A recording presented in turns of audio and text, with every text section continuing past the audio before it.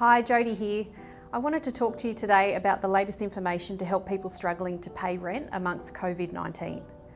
The New South Wales Government announced it was allocating $440 million towards rent relief for tenants and landlords in both commercial and residential leases. The new emergency measures, funded for 6 months, will temporarily protect tenants who are unable to pay their rent as a result of COVID-19. But confusion has arisen over who is actually protected by the new measures and how effective they will be in reality. Here's what we know so far. I'm a residential tenant and I can't pay my rent because of COVID-19. Can I be kicked out of my house? Not immediately, no. The support package includes a moratorium on applications for forced evictions due to rental arrears for those financially disadvantaged by COVID-19. So a moratorium is a temporary prohibition of an activity, so you cannot be forcefully evicted without notice.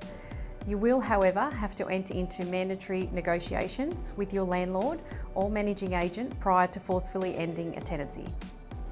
So what happens in the meantime? I can't pay my rent and my landlord doesn't receive any money. Are we both at a loss? So under the new support package, where a household has suffered a loss of income equal to or greater than 25% due to coronavirus, there is a new obligation to enter into negotiations with their landlord. This will be handled by the New South Wales Civil Administrative Tribunal, NCAT, and tenants will be protected from eviction until NCAT is satisfied that negotiations potentially about reducing rent have concluded. So what happens to the missed rent payments in the meantime? So according to the New South Wales Government, unpaid rent will accrue as arrears during this period. It will need to be paid at some point by the renters. Renters could get hit with a big bill by the time they are back at work.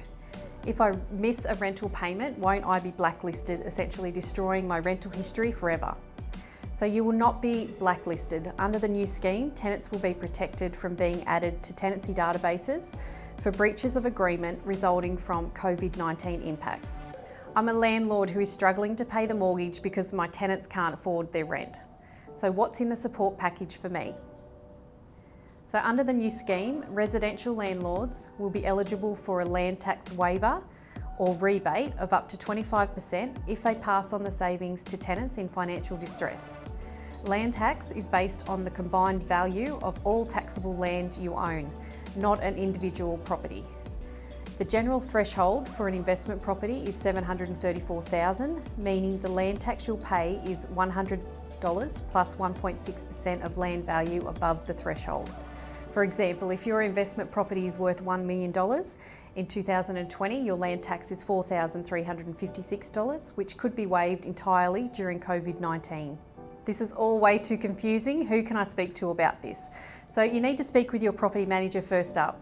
Also, the New South Wales Government advises that tenants, landlords and agents can find up-to-date information at newsouthwales.gov.au.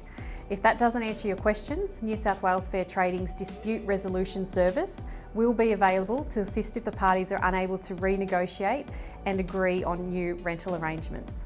So in summary, tenants are obligated to pay rent. So if tenants are suffering financial hardship as a result of COVID-19 and they can demonstrate they have lost at least 25% of their net income after tax and after benefits such as funds from the government stimulus package, they are able to approach their property manager for a rent reduction. So if all parties are unable to reach an agreement, the tenant should approach New South Wales Fair Trading. So if the tenant is still unsatisfied with the outcome, they can approach NCAT, so the New South Wales Civil and Administrative Tribunal.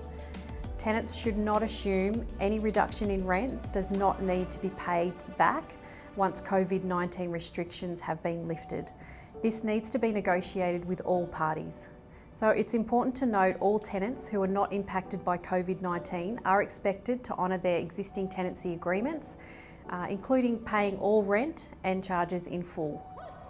If anyone has any questions or needs assistance, please don't hesitate to reach out. Thanks and take care.